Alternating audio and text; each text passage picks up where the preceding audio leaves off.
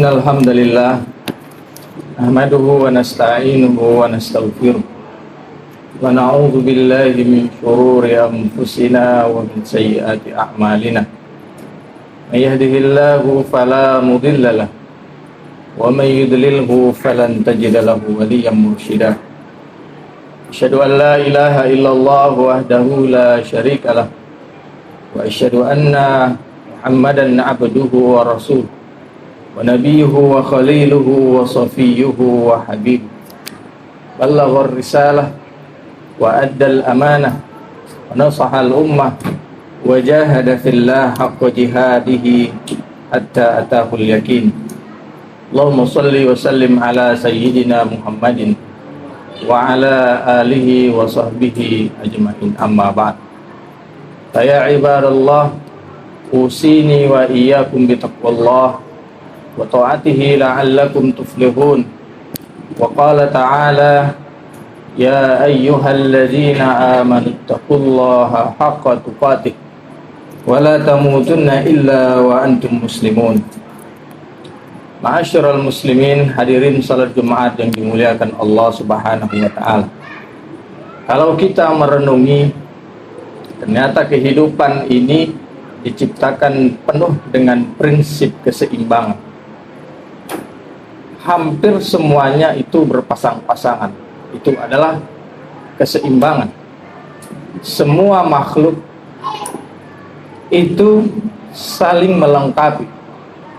Hewan membutuhkan tanaman, tanaman membutuhkan hewan. Alam membutuhkan makhluk, makhluk pun begitu demikian. Dan masing-masing memiliki fungsi dan tujuan penciptaan.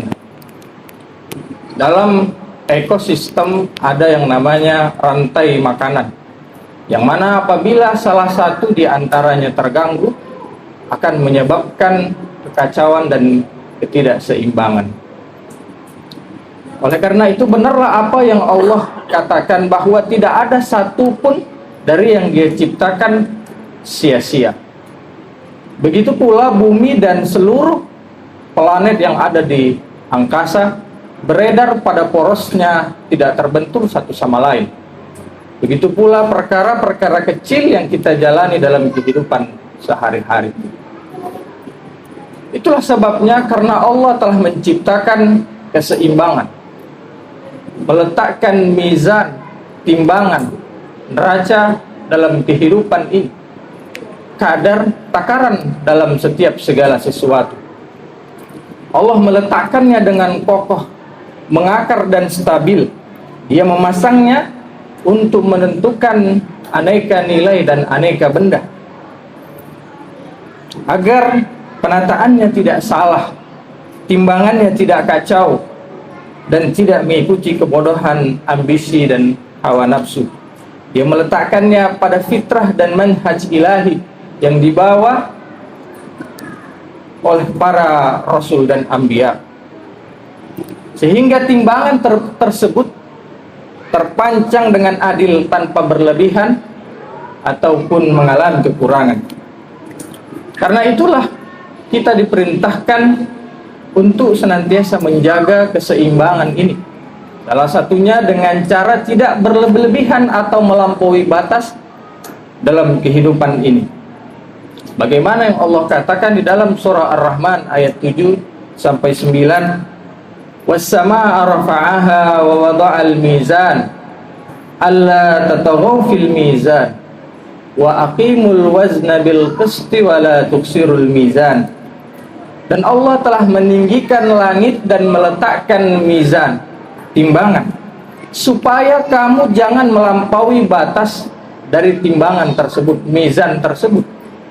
Dan tegakkanlah timbangan itu dengan adil, dan jangan kamu mengurangi neraca atau timbangan tersebut. Kata mizan dapat kita pahami dalam arti keseimbangan yang ditetapkan Allah Subhanahu wa taala untuk mengatur sistem kehidupan alam raya ini, hingga segala sesuatunya dapat beredar sesuai dengan kadarnya.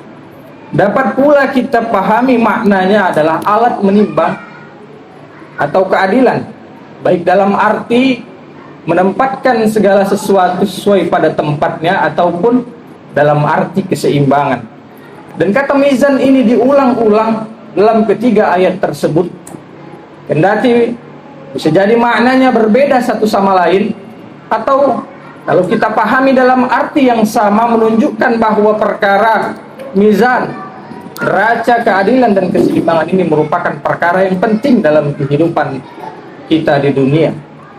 Begitu penting keseimbangan ini dalam kehidupan kita, dia bagaikan suatu peredaran yang mana jikalau terganggu sedikit maka akan mengganggu keseimbangan peredaran tersebut. Karena itulah kita diperintahkan untuk tidak melakukan fasad, keburukan, kerusakan agar tidak merusak keseimbangan yang ada. Ma'asyiral muslimin, hadirin salat Jumat yang dimuliakan Allah Subhanahu wa taala. Begitu pula dalam menjalani kehidupan ini haruslah kita jalani secara seimbang dan tidak melakukan kerusakan atas keseimbangan yang telah ada. Menjalani kehidupan yang seimbang itu artinya kita tidak melakukan sesuatu secara berlebihan, hulu. Apalagi Allah Subhanahu wa taala telah menjadikan kita sebagai umat yang wasata, umat pertengahan.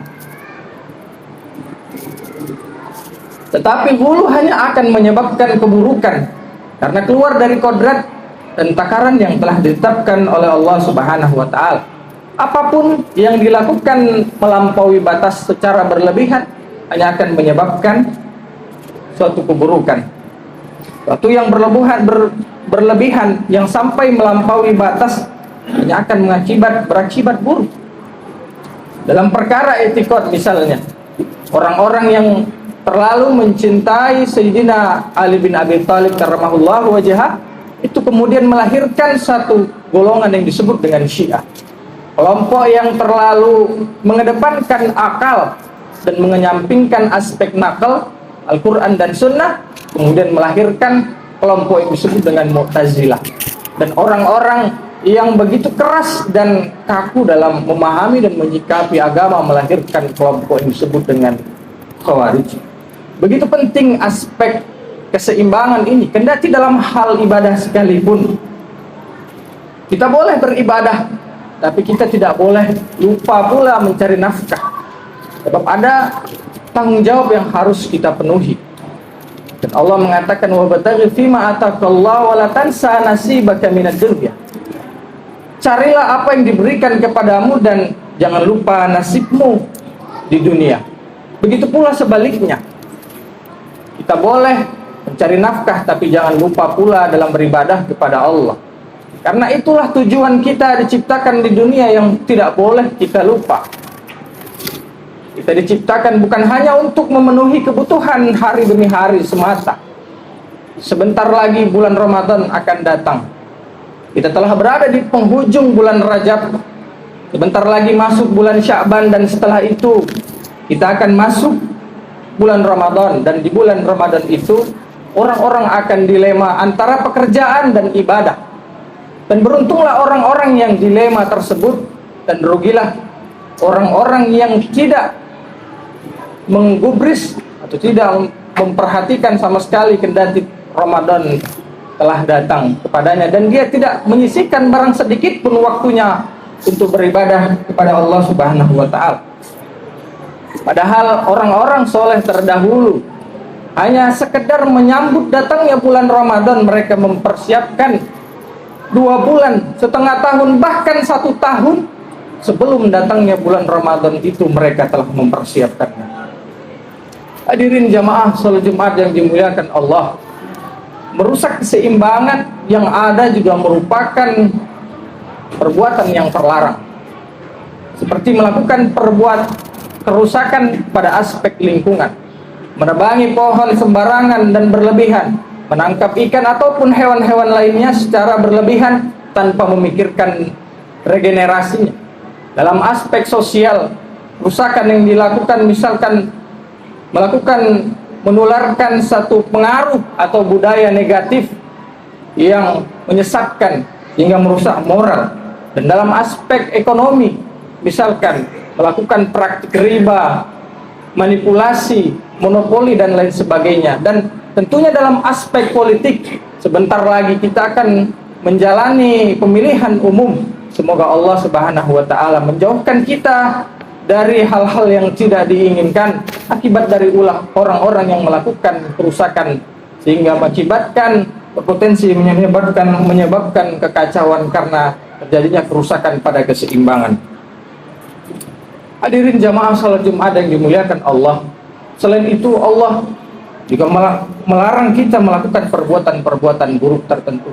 Nah, perbuatan-perbuatan ini tidak sesuai dengan prinsip-prinsip keseimbangan, seperti marah, tamak, curang, zolim dan lain sebagainya. Semua ini adalah perbuatan buruk yang merusak, yang tidak sesuai dengan keseimbangan, sehingga haruslah dijauhi. Karena kalau dilakukan hanya akan menyebabkan keburukan bagi dirinya ataupun bagi lingkungan. Marah adalah perbuatan yang merusak keseimbangan. Karena itu Nabi melarang kita untuk marah. Sampai-sampai Nabi menggaransinya dengan surga. La taghdab walakal jannah, janganlah marah, bagimu surga.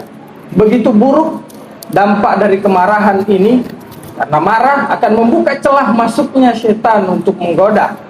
Belakangan ini kita sering membaca berita di media sosial tentang kasus-kasus pembunuhan. Seorang remaja yang membunuh seluruh anggota keluarga korban karena motif patah hati. Seorang ayah yang membanting anaknya yang masih belia hingga tewas tidak bernyawa hanya karena terbawa emosi sesaat. Inilah ulah daripada kemarahan. Begitu pula dengan curang. Curang adalah perbuatan yang merusak keseimbangan. Rasulullah SAW melarang kita untuk berlaku curang, seraya mengatakan, man ghasya falaysa minna. Siapa yang curang, maka bukan golongan dari kami. Curang menimbulkan kerugian bagi orang lain. Padahal dalam prinsip Islam itu, dalam prinsip muamalah dalam Islam itu haruslah didasari oleh sama-sama ridha. Tidak boleh ada salah satu dari antara kedua belah pihak yang dirugikan, dan haruslah didasari atas dasar saling tolong menolong. Tamak pun demikian, merusak keseimbangan. Orang yang tamak itu adalah orang yang menginginkan sesuatu yang lebih dari apa yang cukup bagi dirinya, sehingga dia merugikan orang lain karena kadangkala dia mengambil porsi hak yang menjadi hak orang lain. Begitu buruknya ketamakan ini sampai dikatakan lebih buruk dari 2 ekor serigala yang sedang kelaparan yang dilepaskan di tengah kerumunan domba. Dalam sebuah hadis Rasulullah SAW mengatakan, "Mazibani ja'iani arsala fi ghanamin bi'afsad laha min hirsil mar'i 'alal mali wa syarfi lidinihi." Tidaklah 2 ekor serigala yang kelaparan dilepaskan pada kerumunan kambing, kecuali tidak lebih buruk dari sifat orang tamak terhadap harta dan jabatan yang merusak agamanya. Ketamakan inilah yang menjadi dalang dibalik korupsi, dalang dibalik seorang enggan untuk membayarkan zakat. Begitu pula dengan zolim, jelas ini tidak seimbang, perbuatan yang tidak seimbang. Nah, kata al-mizan sendiri yang bermakna al-adl itu lawan dari kata zolim. Oleh karena itu hadirin jamaah yang dimuliakan Allah, marilah kita menjalani kehidupan ini secara seimbang dan tidak melakukan kerusakan-kerusakan atas keseimbangan yang telah ada. Barakallahu li wa lakum fil Qur'anil azim wa nafa'ani wa iyyakum bima fihi minal ayati wa dzikril hakim. Taqabbalallahu minni wa minkum tilawatahu innahu huwal ghafurur rahim. Allahumma shalli ala sayyidina Muhammad wa ala ali sayyidina Muhammad. Alhamdulillahi ala ihsanihi wa syukru lahu ala taufiqihi wa imtinani. Wa asyhadu an la ilaha illallah wahdahu la syarika la wa asyhadu anna Muhammadan abduhu wa rasuluh adda'i ila ridwani. Allahumma salli wa sallim ala sayyidina Muhammadin wa ala alihi wa sahbihi wa sallim ajma'in, amma ba'd. Fa ya ayyuhan nas ittaqullaha fima amar wantahu amma naha wa alamu annallaha amarakum bi amrin bada fihi bi nafsi wa thanna bi malaikatihi bi qudsi wa qala ta'ala innallaha wa malaikatahu yusholluna 'alan nabi ya ayyuhalladzina amanu shallu 'alaihi wa sallimu taslima. Allahumma shalli wa sallim ala sayyidina Muhammad wa ala ali sayyidina Muhammad wa ala anbiya'ika wa rusulika wal malaikatil muqarrabin. Wardallahumma 'anil khulafa'ir rasyidin Abi Bakar wa Umar wa Utsman wa Ali wa an baqiyati sahabati wat tabi'in wat tabi'in lahum bi ihsanin ila yaumiddin warda anna ma'ahum bi rahmatika ya arhamar rahimin. Allahumma ighfir lil muslimina wal muslimat wal mu'minina wal mu'minat al ahya'i minhum wal amwat innaka samii'un qaribun mujibud da'wat wa ya qadiyal hajat.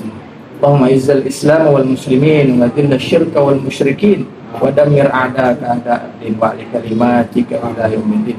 Allahumma ja'al Indonesia balda aminah. Allahumma ja'al Indonesia balda aminah mutmainnah wa jami' biladil muslimin. Ibadallah, innallaha ya'murukum bil adli wal ihsan wa ita'i dzil qurba wa yanha 'anil fahsya'i wal munkari wal baghi ya'idukum la'allakum tadhakkarun. Wadhkurullahal 'azim yadhkurkum washkuruhu 'ala ni'amihi yazidkum wa la dzikrullahi akbar. Aqimissalah.